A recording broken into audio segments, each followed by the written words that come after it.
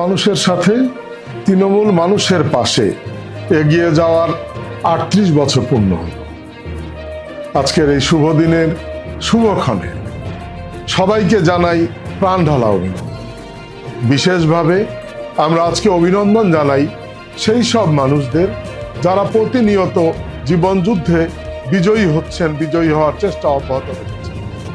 শুরু করেছিল ইএসডিও বাংলাদেশের সর্ব উত্তরের ঠাকুরগাঁ জেলার একটি প্রান্তিক জনপদ।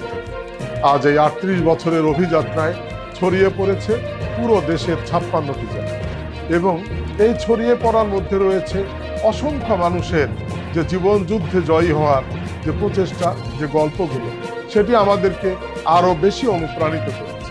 আমরা আমাদের সকল যে এই মানুষদেরকে, যারা তৃণমূল মানুষরা এই পরিবর্তন এনেছে, তাদেরকে অভিনন্দন জানাই।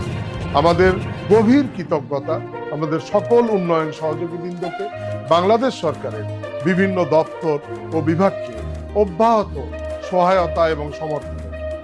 আমার সহকর্মী যারা সারা দেশে একেবারেই প্রান্তিক জনপদের থেকে প্রতিনিয়ত এই জীবন যুদ্ধের পরিবর্তনের গল্পগুলোতে সহায়তা ও সমর্থন জানিয়ে এগিয়ে নিয়ে যাচ্ছেন, তাদেরকে আমার প্রাণ ঢালা অভিনন্দন।